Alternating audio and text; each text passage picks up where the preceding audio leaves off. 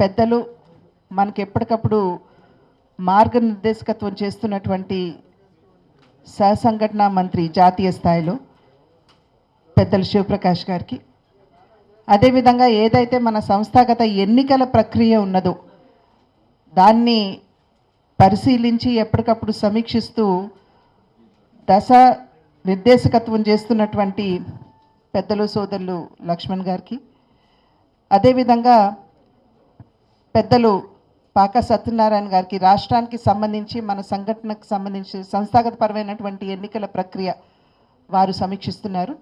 అదేవిధంగా పూర్వ అధ్యక్షులు సోదరులు సోమవీర్రాజు గారికి, జాతీయ కార్యవర్గ సభ్యులు కూడా, అదేవిధంగా వేదిక ముందున్నటువంటి భారతీయ జనతా పార్టీ సోదరిమణులందరికీ, పాత్రికేయ మిత్రులకి, మరి మన పార్టీకి సంబంధించినటువంటి ప్రధాన కార్యదర్శులు కూడా ఉన్నారు.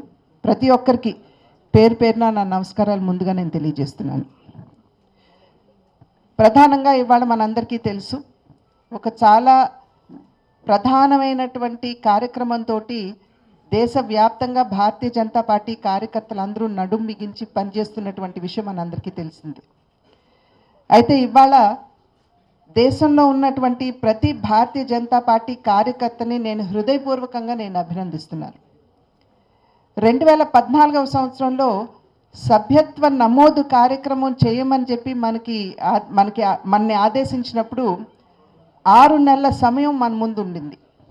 ఆ సందర్భంలో మనం 13 కోట్ల సభ్యుల్ని మనం నమోదు చేసుకోవటం జరిగింది. 11 కోట్ల సభ్యుల్ని మనం నమోదు చేసుకోవటం జరిగింది.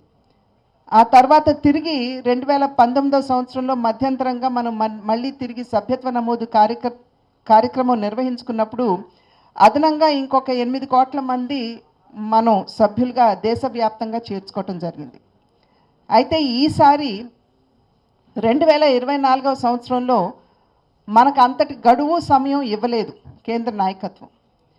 కేవలం 50 రోజుల సమయం ఇచ్చి ఏదైతే మనం 2014-19లో చేశామో ఆ స్థాయిలో సభ్యత్వ నమోదు కార్యక్రమం చెయ్యాలి అని చెప్పి మనకిచ్చినటువంటి ఆదేశం. ఇవాళ ప్రతి భారతీయ జనతా పార్టీ కార్యకర్తకి నేను ఎందుకు అభినందనలు తెలియజేస్తున్నాను అని అంటే, కేవలం 45-50 రోజుల్లోనే ఏదైతే మనం 2014వ సంవత్సరంలో 6 నెలలు తీసుకుని మనం సభ్యత్వ నమోదు కార్యక్రమం చేసి 11 కోట్ల సభ్యుల్ని మనం 2014లో చేర్చుకున్నామో, ఇవాళ కేవలం 45-50 రోజుల్లోనే మనం దేశవ్యాప్తంగా 11,36,00,000 సభ్యుల్ని మనం చేర్చుకోగలిగాం పార్టీలో. అందులోనూ ప్రతి సభ్యుడు ఎవరైతే ఇప్పుడు పార్టీలో చేరారో వారికి సంబంధించినటువంటి సంపూర్ణ వివరాలు మన దగ్గర ఉన్నాయి.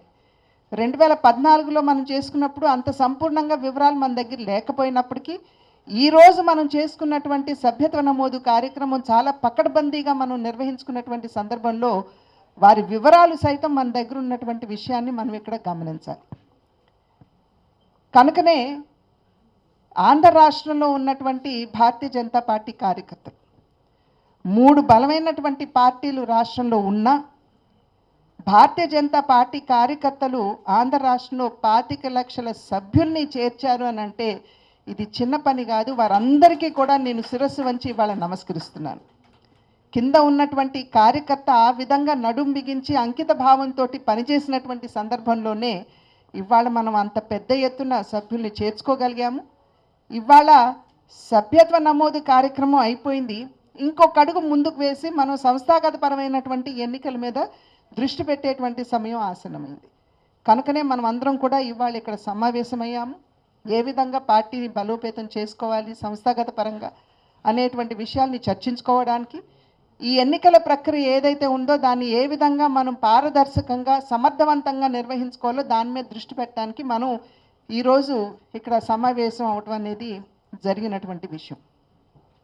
ఆ సందర్భంలో ఇవాళ మనం గమనించవలసింది ఏమిటంటే, దేశవ్యాప్తంగానే కాదు ఆంధ్ర రాష్ట్రంలో సైతం మనం ప్రజల వద్దకు వెళ్ళి భారతీయ జనతా పార్టీ గురించి తెలియజేస్తూ ప్రజల్ని సభ్యులుగా చేరండి అని చెప్పి మనం అభ్యర్థించిన వెంటనే ఎటువంటి సంకోచం లేకుండా ఖచ్చితంగా మేము భారతీయ జనతా పార్టీ సభ్యులుగా చేరతాము అని చెప్పి ఇంత పెద్ద సంఖ్యలో మరి సభ్యత్వం తీసుకున్నటువంటి నేపథ్యంలో మనం గమనించవలసింది భారతీయ జనతా పార్టీ పట్ల రాష్ట్రంలోనే కాకుండా దేశవ్యాప్తంగా ఉన్నటువంటి సానుకూల స్పందనని మనం ఇక్కడ గమనించాలి.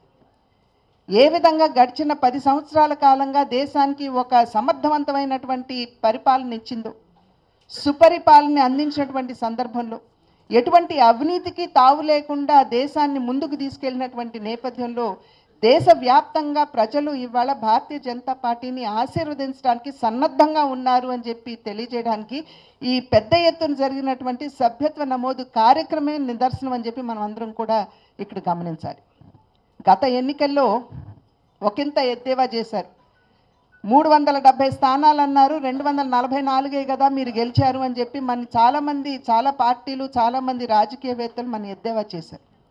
కానీ వారందరికీ గుర్తు చేస్తున్నారు, ఆ ఎన్నికలు అయిన తర్వాతనే మేము హర్యానాలో బ్రహ్మాండమైనటువంటి విజయాన్ని మేము కైవసం చేసుకున్నాము. అదేవిధంగా మొన్న మహారాష్ట్రలో జరిగింది కూడా కనీ విని ఎరుగని రీతిలో మనం విజయాన్ని హస్తగతం చేసుకున్నటువంటి విషయాన్ని వారందరికీ కూడా నేను గుర్తు చేస్తున్నాను. అంటే సానుకూల స్పందన లేకపోతే ఖచ్చితంగా ఇటువంటి అనూహ్యమైనటువంటి విజయాన్ని ఈ 2 రాష్ట్రాల్లో కూడా మనం కైవసం చేసుకునేటువంటి అవకాశం ఉండేది కాదు.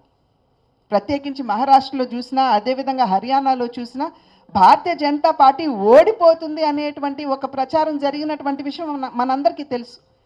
ఎందుకంటే భారతీయ జనతా పార్టీ కార్యకర్తలంగా మనం అందరం కూడా కొంత ఆందోళన చెందాం. అయినా బ్రహ్మాండమైనటువంటి విజయాన్ని ఈ 2 రాష్ట్రాల్లో సాధించాం. జార్ఖండ్లో కనుక చూసినట్లయితే మనకు వచ్చినటువంటి ఓటు శాతం ఇవాళ 33%గా ఉంది. కాంగ్రెస్కి 23% వచ్చింది.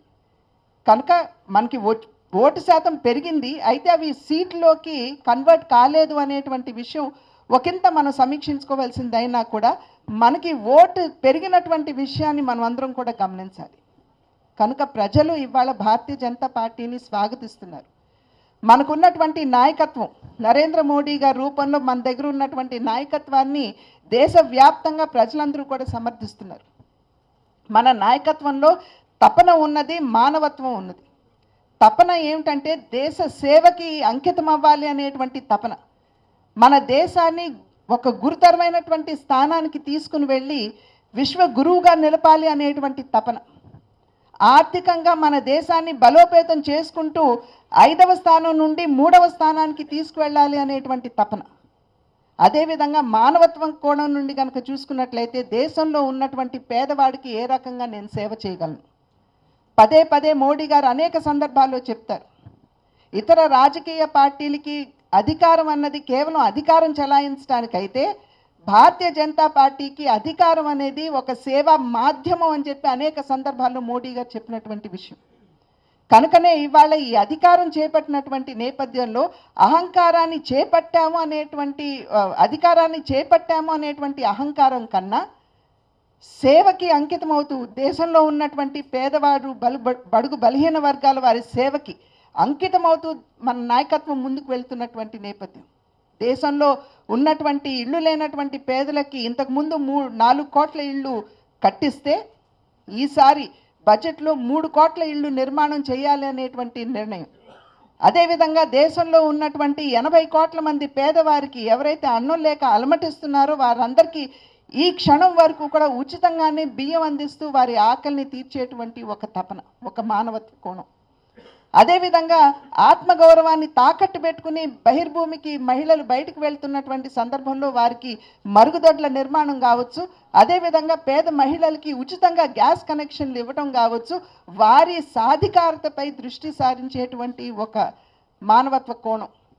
ఇవన్నీ కూడా ప్రజలు చూసినటువంటి సందర్భంలో బడుగు బలహీన వర్గాల వారికి బీసీ కమిషన్కి చట్టబద్ధత కల్పించడం కావచ్చు, అనేక విధాలుగా పరిపరి విధాలుగా కనుక మనం చూసుకున్నట్లయితే ఒక పక్క దేశానికి సేవ చేయాలనేటువంటి తపన, రెండవ వైపున దేశంలో ఉన్నటువంటి సంక్షేమానికి సుదూరంలో ఉన్నటువంటి ప్రతి ఒక్కరికి కూడా సంక్షేమాన్ని అందిస్తూ సేవ చేయాలి అనేటువంటి ఒక మానవత్వం.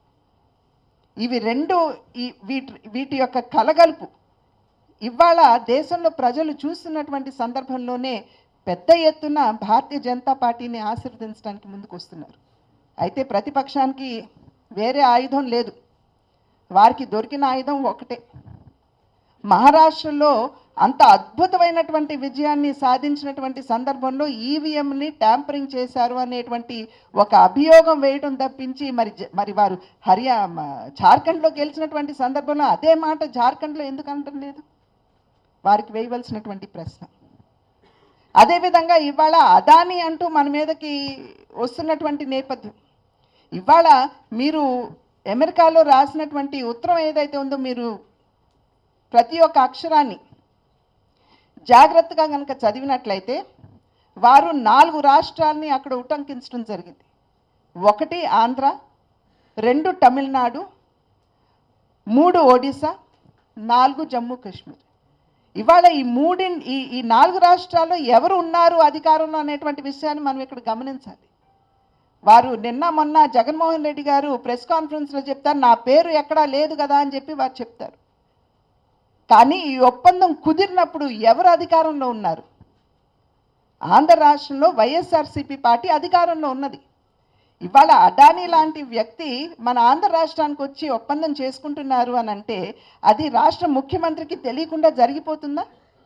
ఈ ప్రశ్న ఖచ్చితంగా జగన్మోహన్ రెడ్డి గారు జవాబు ఇవ్వాలి. అదేవిధంగా ఒడిశా రాష్ట్రంలో అదానీ వచ్చి ఒప్పందం చేసుకుంటున్నటువంటి సందర్భంలో అక్కడ అధికారంలో ఉన్నది ఎవరు? బీజేడీ, అంటే నవీన్ పట్నాయక్ గారు. అదేవిధంగా తమిళనాడులో వారు ఒప్పందం చేసుకున్నప్పుడు అక్కడ అధికారంలో ఉన్నది ఎవరు? డిఎంకే, అంటే స్టాలిన్ గారు. కనుక ఈ సందర్భంలో అసలు బీజేపీ ఎక్కడ ఉన్నది అని చెప్పి మేము ప్రశ్నిస్తున్నాం. ఇవాళ ఇండి కూటమి ఏదైతే ఉందో మన మీద అభియోగం మోపుతుంది, అడానీ గారు చాలా సన్నిహితులు మీకు అని. కానీ ఈ ఒప్పందాలు ఎక్కడైతే జరిగాయో, ఏ రాష్ట్రాల్లో అయితే జరిగాయో అక్కడ బీజేపీ అధికారంలో లేదండి, విపక్ష పార్టీలే అక్కడ అధికారంలో ఉన్నాయి. కనుక ఈ ప్రశ్నకి సమాధానం ఇవ్వాల్సినటువంటి బాధ్యత వారి మీద ఉన్నది, మన మీద లేదు. అంటే ఏమీ దొరకనటువంటి సందర్భంలో ఏదో ఒకటి బురద చల్లాలి కాబట్టి అదానీ అనేది ఒకటి, ఈవీఎం ట్యాంపరింగ్ అనేది ఒకటి. కనుక మనం ఇక్కడ గమనించవలసింది ఖచ్చితంగా దేశవ్యాప్తంగా అదేవిధంగా రాష్ట్రంలో కూడా భారతీయ జనతా పార్టీ పట్ల ఒక సానుకూలమైనటువంటి భావన ఉన్నటువంటి సందర్భంలో మనం ప్రజల వద్దకి వెళ్ళాము. మంచి సంఖ్యలో మనం సభ్యత్వాన్ని చేసుకున్నాము. ఇంకొంత సమయం ఉన్నది. దాంతో సమాంతరంగా మనం మన సంస్థాగతపరమైనటువంటి ఎన్నికలు కూడా నిర్వహించుకుంటూ ముందుకు వెళ్తూ పార్టీని బలోపేతం చేసుకుంటూ మనం అందరం రాబోయే కాలంలో ఖచ్చితంగా మరింత బలమైనటువంటి భారతీయ జనతా పార్టీని రాష్ట్రంలో చూడాలి. మీరందరూ ఆ దిశగా మీ వంతు కృషి చేయాలి అని చెప్పి అభ్యర్థిస్తూ సెలవు తీసుకుంటున్నాను. నమస్కారం. Save a life. Download uBlood app. uBlood for the new blood.